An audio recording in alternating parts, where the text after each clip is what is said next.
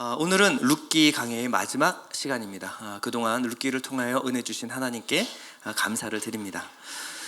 그동안 우리는 룻기의 세세한 내용들을 우리가 함께 살펴보았는데요. 그러나 전체의 큰 어떤 흐름과 구조를 우리가 파악하지는 못했습니다. 룻기는 양괄식 구조를 갖고 있는데요. 쉽게 설명하면 1장과 4장이 미묘하게 닮아 있고 1장에서 제기된 문제가 4장에서 해결되는 방식을 취하고 있습니다. 그래서 오늘 룻기 마지막 시간에는요, 다시 룻기의 처음, 우리가 이 룻기가 어떻게 시작되었는가를 우리가 함께 살펴봄으로써 이 결론부의 의미를 살펴보려고 합니다. 룻기는 이렇게 시작을 했습니다. 1장 1절인데요. 사사들이 치리하던 때에 그 땅에 흉년이 드니라. 유다 베들레헴의 한 사람이 그의 아내와 두 아들을 데리고 모압 지방에 가서 거류하였는데, 그 땅에 흉년이 드니라로 시작하는 것이 바로 룻기 1장입니다. 사실 룻기를 강의할 생각이 없었습니다. 그래서 인물 시리즈를 따라가서 쭉 살펴보다가 룻기를 만났는데요. 룻이 주인공인지 보아스가 주인공인지 나오미가 주인공인지를 알 수 없는 이 책을 만나고 한참을 고민했습니다. 그런데 다른 것도 아닌 1장 1절에서 이 빵이 없는 빵집 베들레헴의 이야기가 제 마음을 아프게 했고, 이 룻기가 제게 말을 걸어왔습니다. 그러던 중 교회를 정하지 못해서 이것저것을 또 따라다니거나 교회에 출석하지 않고 온라인으로만 예배를 드리고 있는, 소위 말해서 가나안 교인들의 이야기를 들었고요. 그리고 가나안 신자들의 한 70%가량이 언젠가 다시 교회에 나가고 싶다라는 의향을 보이는 기사를 읽게 되었습니다. 그러면서 저는 그들이 교회를 떠나간 이유가 이 베들레헴 빵집이라는 곳에 빵이 없기 때문이 아니었을까라는 생각을 하게 되었습니다. 사람들이 빵집에 찾아오는 이유는 한 가지입니다. 바로 빵이 먹고 싶어서, 허기가 져서, 배가 고파서입니다. 세상에 굶주리고 인생에 허기가 져서 빵집을 찾아온 것입니다. 근데 빵을 찾아서 들어온 빵집에 빵이 없는 것입니다. 분명히 빵집이라는 간판은 달고 있고, 그리고 뭔가 냄새는 나는데 이 허기를 채워줄 빵을 내놓지를 않는 것입니다. 심지어 이 빵집 안에 있는 사람조차 굶주려 있고 메말라 있고 배고파하고 있는 모습을 그들이 봤습니다. 하나님의 백성은요, 하나님의 말씀을 먹어야만 영적 허기가 채워질 수가 있습니다. 요한복음 6장 35절인데요. 예수께서 이르시되 나는 생명의 떡이니 내게 오는 자는 결코 줄이지 아니할 터요 나를 믿는 자는 영원히 목마르지 아니하리라. 이 교회의 가장 심각한 문제는 이 기근의 문제를 영적 문제로 보지 않고 있는 것이 가장 큰 문제입니다. 진짜 문제는, 우리가 회개하고 돌이켜야 될 진짜 문제는 교회가 생명의 떡이신 예수 그리스도를 회복해야 되는 것인데, 진짜 문제를 보지 못하고 엉뚱한 문제에만 창념하여 있다는 것이 진짜 문제라는 것입니다. 만약에 빵집에 맛있는 빵이 돌아온다면, 빵집에서 우리가 진짜 굶주린 영적 허기를 달랠 수만 있다면 빵집 주인의 외모가 별로 중요하지 않을 것 같아요. 빵집의 의자가 편한가, 세련된 인테리어를 가졌는가, 이거는 별로 중요하지 않은 이야기가 될 수 있습니다. 진짜 문제는 예배 가운데 예수가 없고 예배 가운데 하나님의 임재가 경험되어지지 않는 것이 가장 본질적인 문제라는 것입니다. 진짜 문제는 예배를 통해서 한 주를 살아갈 힘과 동력으로서의 이 말씀, 생명과 하늘의 양식으로서의 예수 그리스도를 경험할 수 없는 것이 가장 중요한 문제라는 것입니다. 우리는 교회에 이 예배 가운데 생명의 떡 예수가 회복되기를 우리가 기도해야 합니다. 그러면요, 여태껏 그 빵에 굶주렸던 사람들이 다시 빵집으로 돌아올 줄 믿습니다. 베들레헴에 이 젖과 꿀이 흐르는 약속의 땅에 왜 흉년과 기근이 들었을까요? 하나님이 약속하신 젖과 꿀이 흐르는 땅이었습니다. 그런데 아주 심각한 기근이 임했습니다. 이 원인은요, 그저 비가 내리지 않아서가 아니라 이스라엘의 죄악이 관영했고 그들이 회개치 않았기 때문에 그렇습니다. 문제가 영적인 것에 있다라고 생각을 하면요, 그러면 문제의 대처 방안도 영적인 것이어야만 합니다. 나오미는 이렇게 고백합니다. 하나님이 나를 치셨으므로. 나오미의 고백 속에는요, 하나님에 대한 섭섭한 마음이 고스란히 묻어 있습니다. 어려운 시련이나 또 시험이 닥쳤을 때 교회의 발길을 끊어버리시는 분이 있습니다. 시험 들었기 때문에, 교회에 실망했기 때문에, 아니 하나님께 실망했기 때문에 교회의 발길을 끊어버리는 사람들이 있습니다. 그러나 하나님께 실망했다고, 교회에게 실망했다고 교회의 발길을 끊는 것은 좋은 방법은 아닙니다.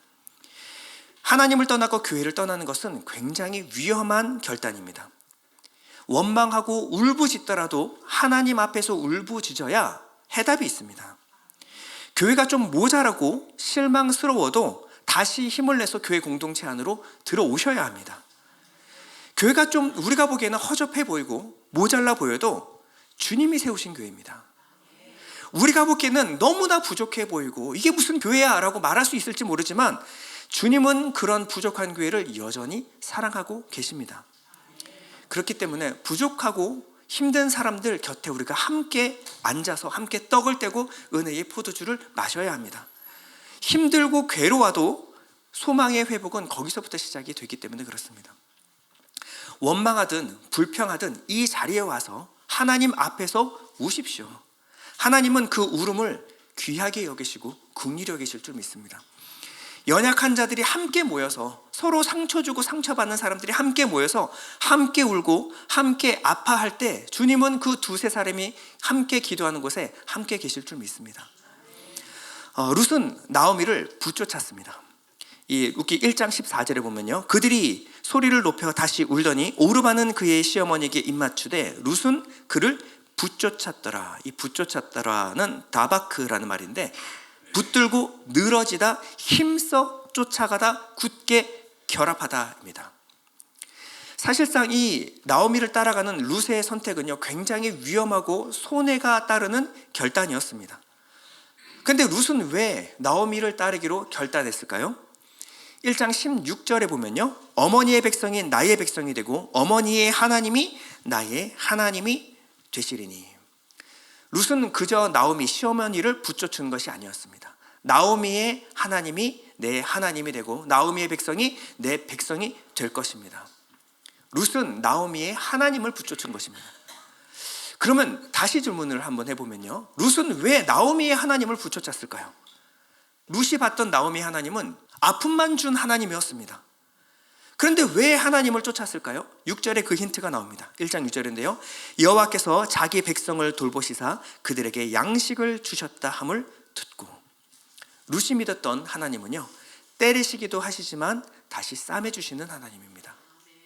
하나님은 다시 위로하고 다시 회복해 주시는 하나님이심을 믿었던 것입니다. 룻은 하나님에 대한 분명한 믿음이 있었습니다. 하나님은 당신의 백성을 여기서 이렇게 끝내실 분이 아니다라는 것입니다. 그리고 이 확신이 룻을 압도하기 시작했습니다. 룻은 나오미의 하나님을 붙쫓았지만 사실은 하나님이 룻을 붙들고 계시는 것입니다.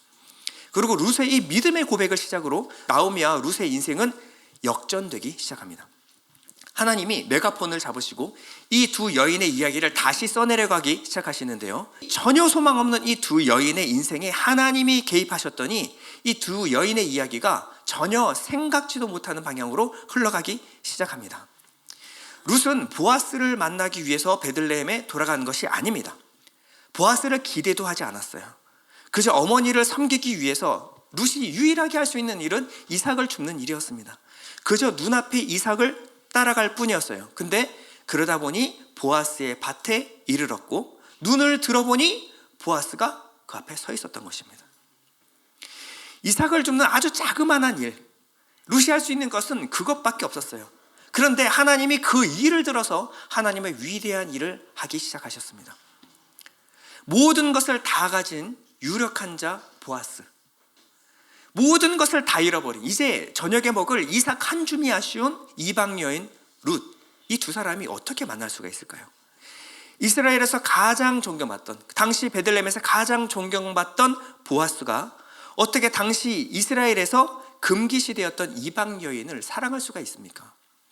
그것도 이스라엘의 대적 나라인 모압 나라에서 건너온 여인, 이 여인과 이 보아스가 만나서 사랑하게 될 확률은 거의 제로에 가깝습니다. 이 둘은 전혀 연결고리가 없을 것 같은데 어떻게 이런 일이 일어날 수가 있죠? 하늘과 땅처럼 다른 이 두 사람을 연결시켜주는 단어가 하나 있는데 그 단어가 바로 은혜입니다. 룻을 향한 보아스의 마음은 그저 연민도 아니었고 그리고 사랑도 아니었고 은혜였습니다. 룻을 향해 끓는 하나님의 은혜를 보아스의 마음에 부었더니 보아스의 마음에서 이 은혜가 흘러가는 것입니다. 보아스는 장로들과 그곳에 모인 백성들 앞에서 룻과 결혼하여 나오미의 기업을 무르기로 공포를 합니다. 이것은 보아스나 그의 기업에 전혀 하등 도움이 되지 않는, 아니 오히려 손해가 되는 일입니다. 큰 손실을 의미하는 거예요. 그런데 보아스는 그것을 알매도 불구하고 그 손해를 선택했습니다. 그것도 자원에서 손해를 선택했습니다. 오늘 내용은요, 이 보아스가 장로들과 모든 백성들 앞에서 자신에게 허락된 이 룻과 결혼하여서 이 엘리멜렉의 기업을 무르겠다고 선언한 이후의 이야기입니다. 이 선언을 들은 이 장로들과 백성들은 즐거운 마음으로 함께 반응해 주는데요. 그것이 11절에서 12절 내용입니다. 여러분 한번 읽어보도록 하겠습니다. 11절에서 12절 시작. 성문에 있는 모든 백성과 장로들이 이르되 우리가 증인이 되었나니 여호와께서 내 집에 들어가는 여인으로 이스라엘의 집을 세운 라헬과 레아 두 사람과 같게 하시고 내가 에브라데서 유력하고 베들레헴에서 유력하게 하시기를 원하며 여호와께서 이 젊은 여자로 말미암아 내게 상속자를 주사 내 집이 다말이 유다에게 낳아준 베레스의 집과 같게 하시기를 원하노라 하니라. 지식이 많은 분들의 이야기를 들으면 어렵습니다. 이 구약에 나와 있는 이 내용들을 우리가 이해해야 이 축복을 이해할 수가 있는데요. 자, 장로들은요, 이 보아스의 선언에 증인이 될 것을 약속해주면서 세 가지를 축복하고 있습니다. 첫 번째는요, 이방 여인 룻이 라헬과 레아는요, 야곱의 아내들이죠. 이 야곱을 통하여 이스라엘이 한 민족이 탄생하게 된 것입니다. 그러니까 라헬과 레아와 같은 존귀한 이스라엘의 어머니가 되기를 원한다. 굉장한 축복이죠.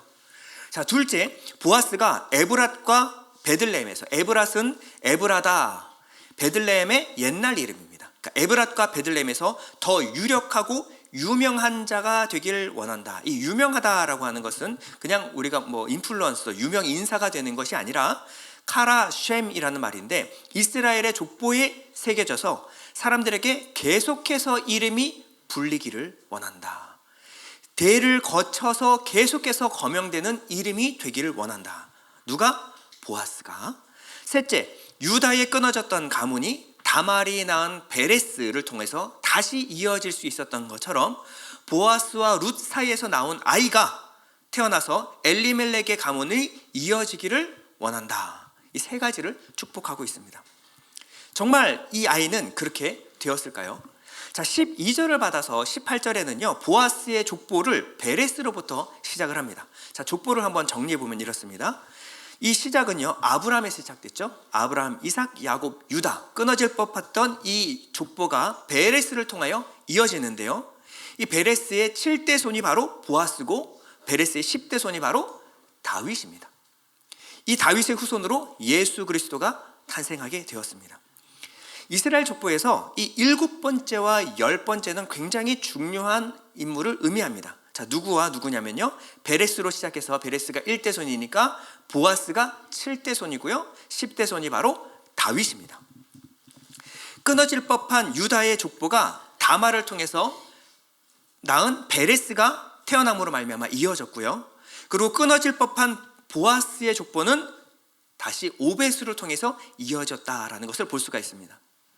자, 룻기의 시작은요, 사사들이 치리하던 때에로 시작됩니다. 룻기 1장 1절인데요. 사사들이 치리하던 때에 그 땅에 흉년이 드니라. 자, 사사들이 치리하고 있었을 때, 이것은 굉장히 암울하고 어두운 때를 말하는 거예요. 근데 오늘 룻기의 마지막은 어떻게 끝납니까? 룻기 4장 22절. 오벳은 이새를 낳고 이새는 다윗을 낳았더라. 자, 1장에 있었던 흉년, 이주, 죽음과 또 다른 죽음, 헤어짐과 고독과 소외라는 아주 음울했던 이 분위기가 어떻게 반전되고 있죠? 결국 다윗으로 역전이 되고 있는 것입니다. 성경에서 이 족보를 우리가 소개할 때는요, 새로운 시대가 열린다라는 것을 우리에게 암시해 주고 있는 것입니다. 그래서 신약은 무엇으로 시작되냐면요, 족보로 시작합니다. 마태복음 1장 1절에 보면요, 아브라함과 다윗의 자손 예수 그리스도의 계보라. 이게 무슨 말이냐면 이제 그 전의 모든 시대와 다른 새로운 시대가 열어질 것이다 라는 거예요. 그래서 마가복음은 이렇게 말하죠. 하나님의 아들 예수 그리스도의 복음의 시작이라. 원어로 보면 하나님의 아들 예수 그리스도 복음 시작, 이렇게 시작돼요. 그 전까지의 모든 인간의 역사가 끝이 나고 이제 예수로 말미암아 새로운 시대가 열어지게 될 것이다 라는 것입니다. 사사시대의 암울하고 혼란스러운 시대는요, 결국 두 성경을 통해서 끝이 나는데, 첫 번째가 바로 사무엘서고요, 두 번째가 바로 룻기입니다. 어두웠던 절망이 끝나는 이 모든 회복되는 그림의 절정이 어디냐면 오늘 본문 13절입니다. 이에 보아스가 룻을 맞이하여 아내로 삼고 그에게 들어갔더니 여호와께서 그에게 임신하게 하심으로 그가 아들을 낳은지라. 남편과 자녀의 죽음에서 어찌할 바를 몰랐던 이 나오미, 그리고 남편의 죽음과 그리고 아이를 낳지 못한 이 통곡으로 시작된 이야기가 아기가 태어나는 이야기로 바뀌고 있습니다. 어떻게 이런 일이 있을 수가 있었을까요? 본문은 무엇을 강조하고 있냐면요, 여호와께서 그에게 임신하게 하심으로, 하나님이 적극적으로 이 두 사람 사이를 개입하여 주셨습니다. 두 사람 사이에 하나님이 거하셨음으로 말미암아 생명이 태어나게 된 것입니다. 그리고 그토록 원하던 상속자를 하나님이 그에게 허락하여 주셨습니다. 한 생명이 태어나는 일이 이 모든 역사의 반전을 가져오게 되는 것입니다. 이 슬픔과 기쁨, 그리고 죽음과 생명 사이에 어떤 일이 일어났죠? 전혀 소망 없던 이 두 여인에게 구속자 고엘, 기업물을 보아스를 만나게 된 것, 이 회복은 여기서부터 시작이 되었습니다. 텅 빈 나오미의 상태, 룻의 상태가 바로 예수 만나기 전 우리의 상태였습니다. 내가 바로 룻이고 내가 바로 나오미였던 거예요. 소망 없는 인생에 주님이 찾아오셨습니다. 그리고 제 인생은 바뀌기 시작했습니다. 여러분, 십자가가 뭐죠? 십자가는요, 하나님의 비상 개입입니다. 우리 인생이 이대로 가면 절망이고 끝이기 때문에, 멸망이기 때문에 하나님이 비상 개입하신 사건이 바로 십자가 사건입니다. 십자가는 끝일 수밖에 없는 지점에서 우리를 구원해내시고 우리를 끌어안으신 사건이 바로 십자가입니다. 우리 인생에 하나님이 일으키신 반전이 바로 십자가라는 거예요. 그렇기 때문에 나오미와 룻의 이야기는 이 두 여인의 이야기가 아니고 저의 이야기고 우리 모두의 이야기인 줄 믿습니다. 13절에서 룻은요, 이 아들을 낳았습니다. 그리고 이 집안에 가장 큰 기쁨과 경사가 일어났죠. 그러면 룻기는 룻의 이야기 혹은 보아스의 이야기로 끝마쳐야 맞습니다. 그렇죠? 그런데 룻기는요, 이 기쁨의 경사의 주인공의 자리에 누구를 앉히냐면 나오미를 그 자리에 앉힙니다. 14절에 보면요, 여인들이 나오미에게 이르되 찬송할지로다. 여호와께서 오늘 내게 기업 물을 자가 없게 하지 아니하셨도다. 이 아이의 이름이 이스라엘 중에 유명하게 되기를 원하노라. 이는 내 생명의 회복자이며 내 노년의 봉양자라. 곧 너를 사랑하며 7 아들보다 귀한 내 며느리가 낳은 자로다 하니라. 나오미가 아들을 받아 품에 품고 그의 양육자가 되니. 보아스는 손해를 감수하고 룻을 아내로 맞이했습니다. 그의 기업을 물어줬어요. 그리고 룻은 아들을 낳아주었습니다. 그런데 이 아이를 이 엄마 룻도 보아스도 아닌 나오미가 안고 있고요, 그의 양육자가 되었다라고 말합니다. 보통 이 말을 들으면 룻도 별 수 없구나, 엄마한테 양육을 떠넘기다니, 뭐 이렇게 생각하시면 안 되고요. 1장에서 모든 것을 다 잃었던 나오미의 품에 지금 하나님이 모든 것을 다시 회복시켜줄 이 아이를 안겨주시는 사건이 바로 룻의 마지막 결론입니다. 나오미는 남편이 죽고 두 아들 말론과 기론이 죽어나갈 때 점점점 그 마지막 호흡을 뱉어 나갈 때 모라시는 아들을 꼭 끌어안았습니다. 그러나 두 아들이 차갑게 식어가는 것을 막을 수는 없었어요. 이 나오미는요, 결국 이 두 아들을 가슴에 묻습니다. 다 죽고 홀로 남은 텅 빈 방 안에서 울고 또 울고 무너졌을 거예요. 모든 것이 근데 바뀌었습니다. 룻이 어머니에게 나오미의 품에 아기를 안겨드렸고요. 차갑게 식어있던 이 나오미의 품이 뜨겁게 데워지기 시작했습니다. 나오미의 품에는 차갑게 식어가던 이 두 아들 말론과 기련이 아니라 식어버린 이 가슴을 다시 뛰게 만들 뜨거운 생명 오벳이 안겨 있는 것입니다. 스스로 자기를 마라라 그랬어요. 쓴물이라 그랬습니다. 이제 남은 소망이라고는 없는 그냥 쓴물이다. 이 늙은 과부, 그리고 한 자락 소망도 남지 않은 이 여인에게 하나님은 그 생명과 미래에 대한 소망을 허락하여 주셨습니다. 그리고 나오미는 이제 그의 이름 기쁨을 다시 회복하게 된 거예요. 주님은요, 우리에게 찾아오시는데 이 고통의 변두리를 만지시는 분이 아니십니다. 그저 오셔서 야, 참 네 인생 불쌍하다 이렇게 말씀하시는 분이 아니에요. 주님은 그냥 위로금 한 봉투 전달하고 얼른 돌아서서 가버리시는 그런 분이 아니시라는 겁니다. 주님은 우리의 고통과 슬픔의 근원을, 중심을 만지시고 눈물의 근원부터 치료하시는 분이십니다. 나오미는 다른 어떤 그냥 보릿단 하나, 한 에바로 만족될 인생이 아니었어요. 하나님은 아들을 잃어 슬픈 이 나오미의 마음에 아들을 다시 안겨주신 거예요. 다 잃고 베들레헴 돌아왔을 때는요, 그냥 베들레헴에서 죽는 것밖에 내게 남은 소망이 없다 하고 돌아왔어요. 근데 그가 기대도 하지 못했던 이 생명이 그의 품에 안기게 되는 기쁨을 하나님은 허락하셨습니다. 나오미의 아픈 마음과 텅 빈 가슴이 무엇으로 채워져야 할지 하나님은 너무나 잘 알고 계셨다는 거예요. 하나님은 우리에게 새로운 소망과 기쁨으로 채워나가십니다. 우리는 때로는 인내해야 될 수도 있어요. 그러나 하나님은 반드시 우리의 텅 빈 가슴을 채우시는 분이심을 우리는 믿어야 합니다. 그렇기 때문에 울어도 하나님 앞에서 울고 원망해도 하나님 앞에서 원망하시라는 겁니다. 그러면 여러분들의 모든 슬픔의 근원을 치료하실 하나님께서 언젠가 여러분들의 마음을, 가슴을 뜨겁게 다시 만들어 주실 줄 믿습니다. 나오미의 슬픔이 변하여 기쁨이 되었습니다. 그러면 단순하게 이제 이 감동적인 이야기로 룻기를 마무리한다 그러면 한많았던 이 시어머니가 이 손자를 안고 노래를 부르는 것으로 마무리 가면 얼마나 참 멋진 영화가 되겠습니까? 혹은 현숙한 여인 룻이 아이를 젖먹이면서 노래를 부르고 있다면 참 이것이 정말 가슴 절절한 따뜻한 이야기가 될 수 있습니다. 그러나 룻기는 그렇게 마무리하지 않습니다. 한 개인의 이야기를 넘어서 더 크고 깊은 이야기를 말하고 싶어 하는 것 같습니다. 룻기의 마지막은요, 마지막 족보를 밝히는 것으로 마무리가 됩니다. 룻기 4장 17절을 보면요, 그의 이웃 여인들이 그에게 이름을 지어주되 나오미에게 아들이 태어났다 하여 그의 이름을 오벳이라 하였는데 그는 다윗의 아버지인 이새의 아버지였더라.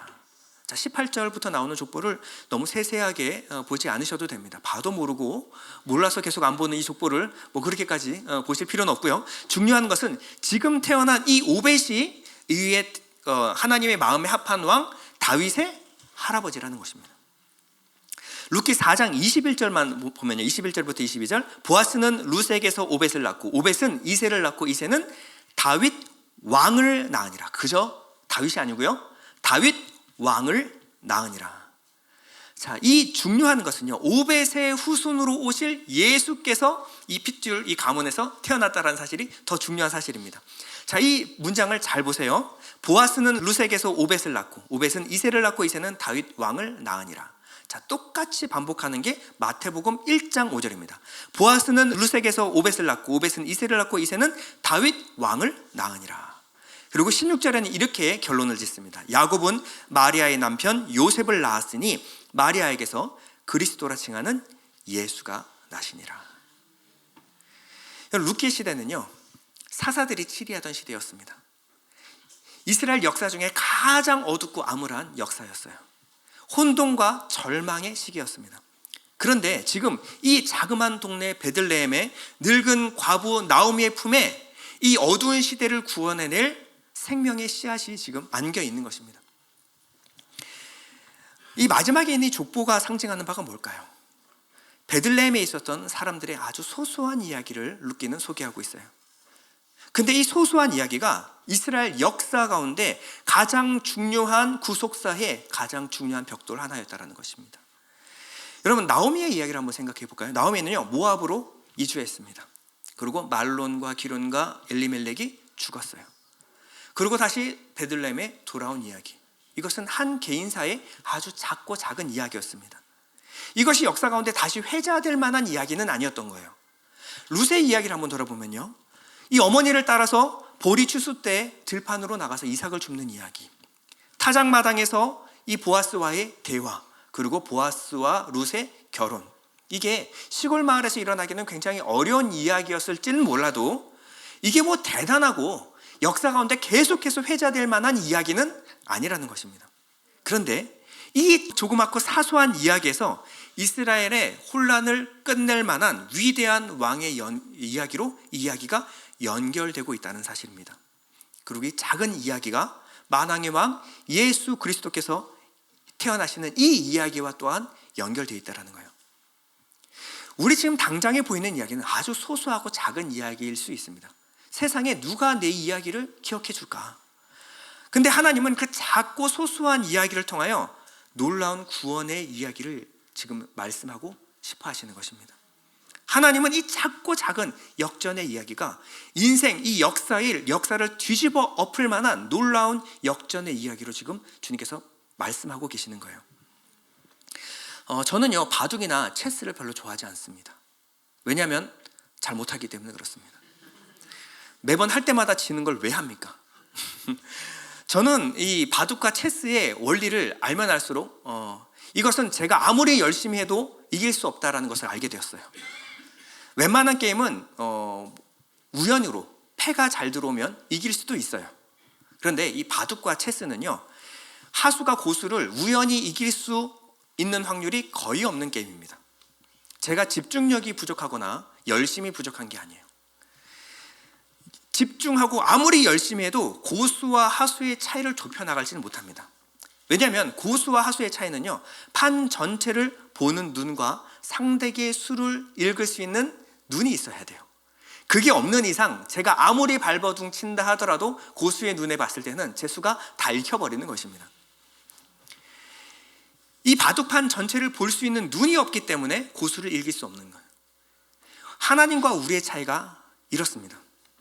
하나님은 우리 인생과 우리가 한 번도 살아보지 못한 모든 역사를 주관하고 계시는 분이십니다.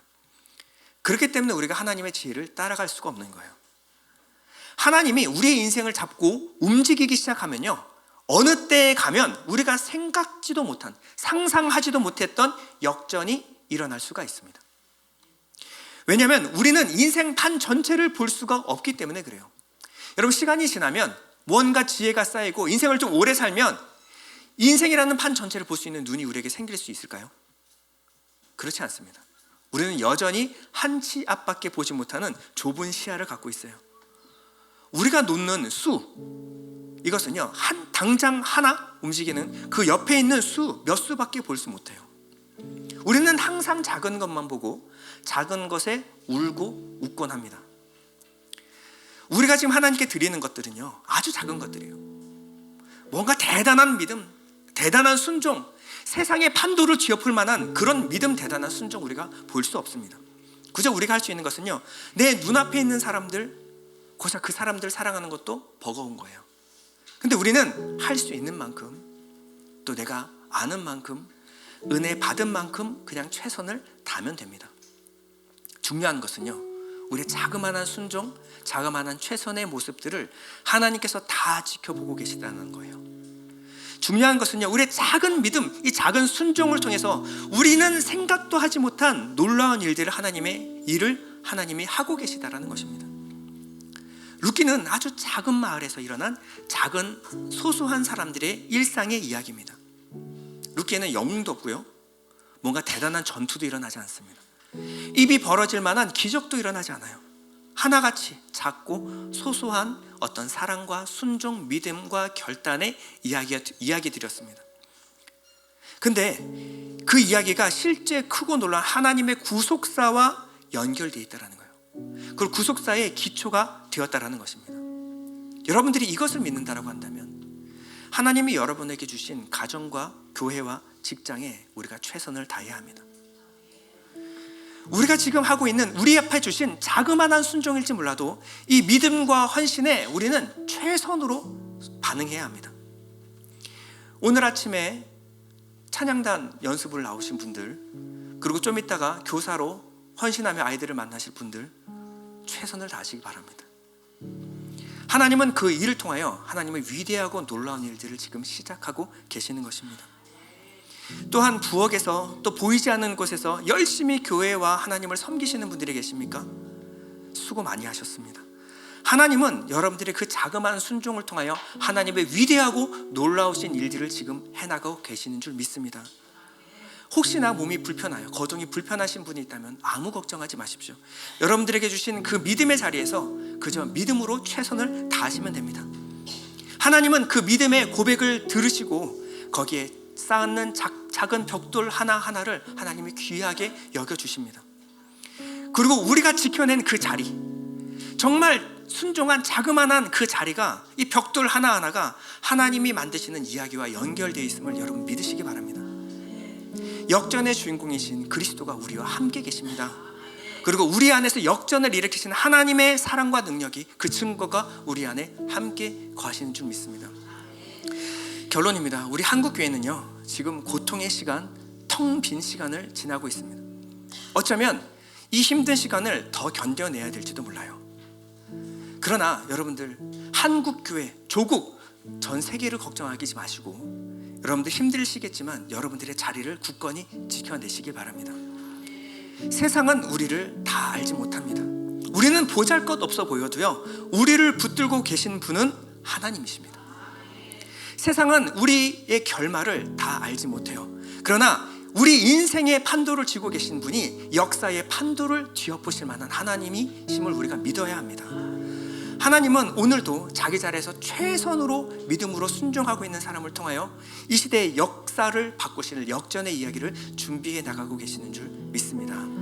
우리 잠시 기도할 텐데, 하나님, 우리를 통하여 일하시는 줄 믿습니다. 우리가 할 수 있는 것은 아주 자그마한 일입니다. 자그마한 믿음이고 자그마한 순종입니다. 하지만 우리를 움직이시는 하나님은 위대하신 분이심을 믿습니다. 하나님, 이 자그마한 순종을 통하여 하나님의 위대한 일을 해나가 주시옵소서. 우리 잠시 기도하겠습니다.